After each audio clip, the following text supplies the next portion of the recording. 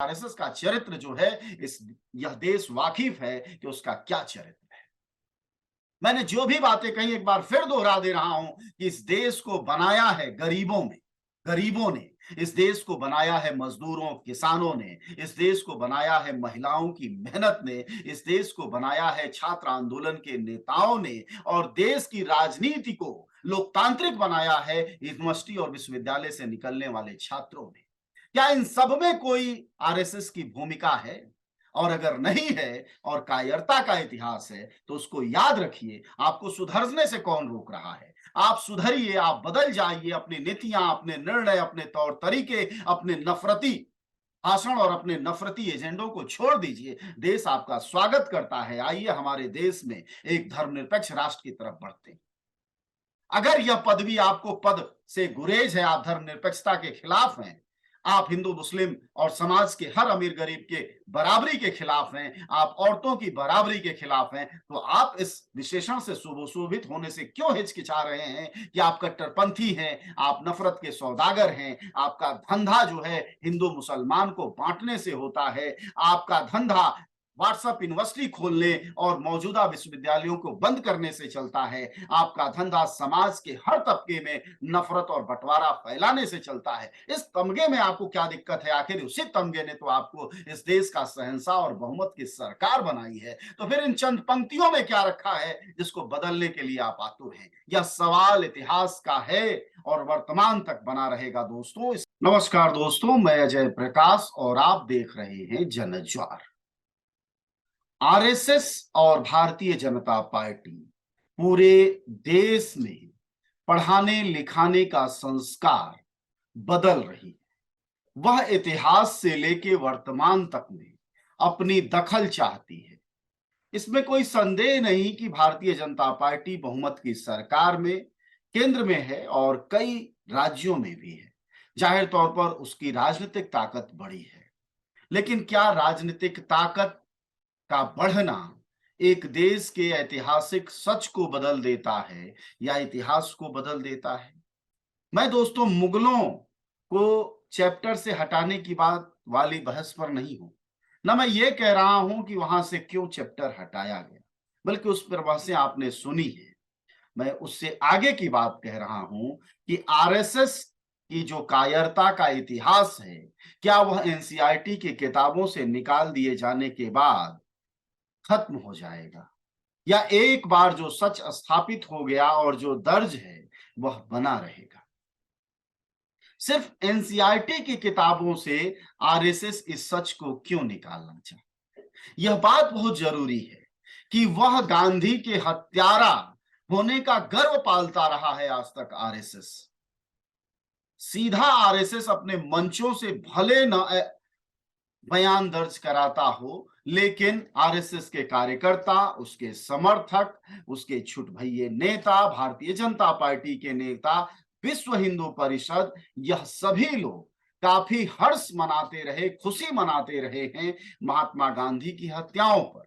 अभी हाल में आपने कई जगहों पर यह प्रदर्शन करते देखा होगा कि गोडसे ने उनकी हत्या की, उसकी बकायदा प्रदर्शनी लगाई गई, दुर्गा पूजा में उसको दिखाया गया। तो अब सवाल यह है कि वही आरएसएस, वही भाजपा अब गांधी की हत्या वाली पंक्तियां एनसीईआरटी की 12वीं कक्षा से क्यों निकालना चाहती? आप सब जानते हैं कि महात्मा गांधी सांप्रदायिक स्तर पर यानी हिंदू और मुसलमान की वजह से देश बंटवारे के पक्षधर नहीं थे, बल्कि घोर विरोधी थे। उन्होंने अपने कई बयानों में, अपनी बातों में, अपने लेखन में गांधी ने बखूबी कहा है कि अगर यह देश धार्मिक आधार पर हिंदू और मुसलमानों के खून के आधार पर उसकी सीमाएं अगर बनेंगी तो उसकी पहला खून मेरा बहेगा। और उसी जिद की वजह से आरएसएस से जुड़े हुए नाथूराम गोडसे ने महात्मा गांधी की हत्या की और हत्या के बाद आरएसएस को बैन किया गया। इसी सच को एनसीईआरटी की किताब से हटाया गया है। जिस सच को हटाया गया है मैं एक बार स्क्रीन पर आपको दिखाता हूं। जिन पंक्तियों को हटाया गया है वह पंक्तियां ये हैं कि गांधी विशेष रूप से उन लोगों को नापसंद किया करते थे जो हिंदू या मुस्लिम के तौर पर बदला लेना चाहते थे, या वह यह चाहते थे कि हिंदुस्तान या पाकिस्तान हिंदू और मुस्लिम धर्म के आधार पर बने। हिंदू मुस्लिम एकता के उनके दृढ़ प्रयास ने हिंदू चरमपंथियों को इतना उकसाया कि उन्होंने गांधी जी की हत्या कर दी। गांधी जी की मृत्यु का देश में सांप्रदायिक स्थिति पर लगभग जादुई असर पड़ा। भारत सरकार ने सांप्रदायिक घृणा फैलाने वाले संगठनों पर नकेल कस दी। राष्ट्रीय स्वयंसेवक संघ जैसे संगठनों पर कुछ समय के लिए प्रतिबंध लगा दिया। यह छपा हुआ है एनसीईआरटी की 12वीं की किताब में। इस हिस्से को अब भाजपा की सरकार ने हटा दिया है कि हमारे विद्यार्थी, हमारे युवा सच न जान पाए और वह व्हाट्सएप यूनिवर्सिटी के जरिए उटपटांग ज्ञान हासिल करें। यह कोशिश है, यह साजिश। पर सवाल यही है कि क्या सिर्फ पंक्तियां बदल देने से कायरता का इतिहास वीरता में बदल जाएगा क्या? अगर आरएसएस ने आजादी की भूमिका में सकारात्मक भूमिका नहीं निभाई, अगर आरएसएस से जुड़े हुए लोग और उसके संगठनों से जुड़े हुए लोग या उसके लाइक माइंडेड लोग अगर माफी मांगते रहे, तो क्या इतिहास बदल जाएगा? वीर सावरकर ने अगर अंग्रेजों से माफी मांगी है, तो क्या हम उनको योद्धा घोषित कर देंगे? संभव है यह सब आरएसएस करे, क्योंकि वह राजनीतिक ताकत में है और राजनीतिक ताकत इस देश में सबसे ज्यादा हावी होने की स्थिति में है। रही बात अदालतों की और ईडी सीबीआई की, तो आप सबसे मैं पहले भी कहता रहा हूं, पिछले वीडियो में तो बकायदा हमने कहा कि क्या भाजपा कार्यालय बन गई हैं अदालतें। ईडी सीबीआई की दुर्गति आप देख रहे हैं कि 95% मामले और मुकदमे, कार्रवाइयां और छापे सिर्फ विपक्ष पड़ रहे हैं। इससे बहुत साफ है, अब उनकी बारी है कि देश का जो युवा है, जो विद्यार्थी है, जो भविष्य बनेगा इस देश का, वह सच न जाने कि आरएसएस का इतिहास कायरता से भरा इतिहास रहा है। वह समाज के लिए किसी तरह का सकारात्मक, यानी उसके किसान आंदोलन में कोई भूमिका नहीं है, मजदूरों के 8 घंटे कराने में कोई भूमिका नहीं है, ट्रेड यूनियन आंदोलन में कोई भूमिका नहीं है, महिलाओं के अधिकार दिलाने में उसकी कोई भूमिका नहीं है। आरएसएस की भूमिका दलित और ओबीसी अधिकार दिलाने में नहीं है, मंडल कमीशन यानी आरक्षण दिलाने में उसकी कोई भूमिका नहीं है, यहां तक कि दलित मुक्ति के जो प्रयास राष्ट्रीय स्तर पर हुए उसमें उसकी कोई भूमिका नहीं है। क्या इन सारी कायरताओं को सिर्फ इस आधार पर आरएसएस बदलने में सफल होगी कि वह किताबों के नुक्ते बदल देगी? तो दोस्तों, यकीन मानिए कि ऐसा होगा नहीं।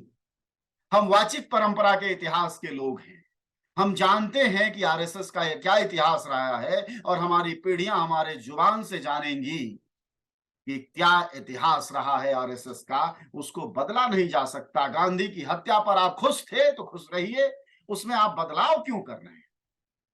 गांधी की हत्या की आप गर्व से कहते रहे हैं तो कहते रहिए।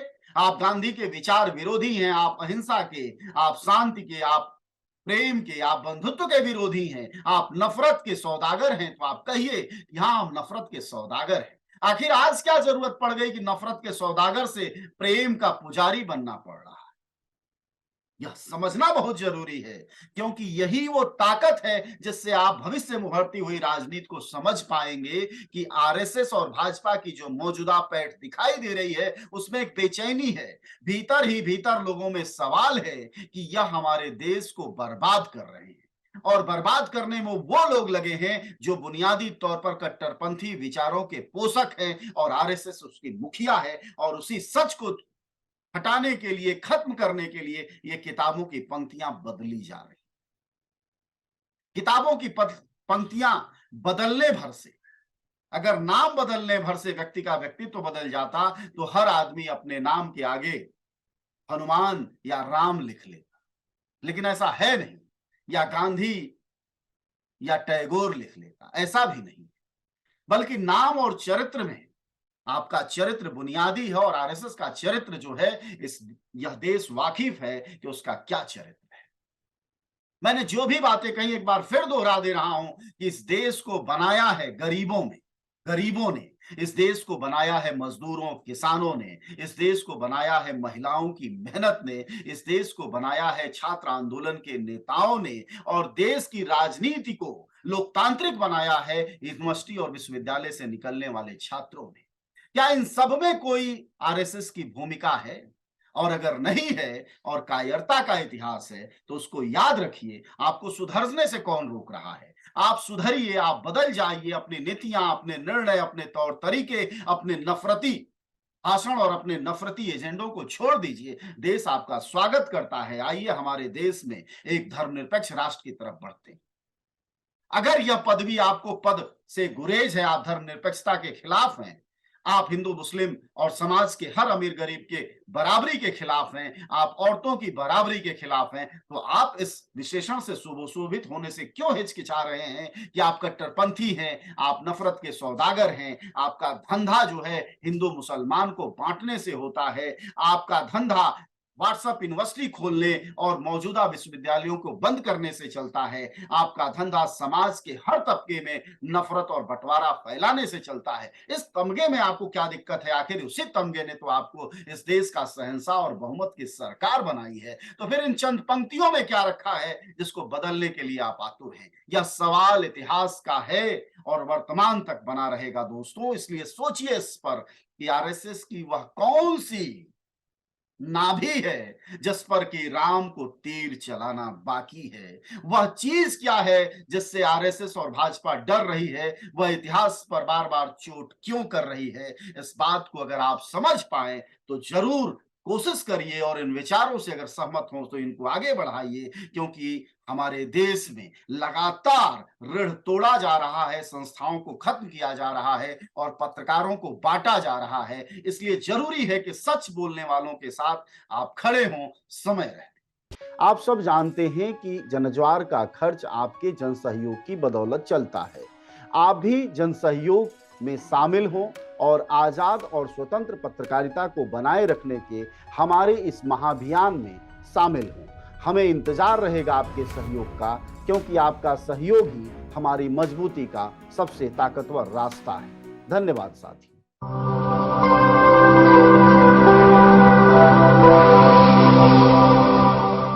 जनज्वार जनता की मीडिया।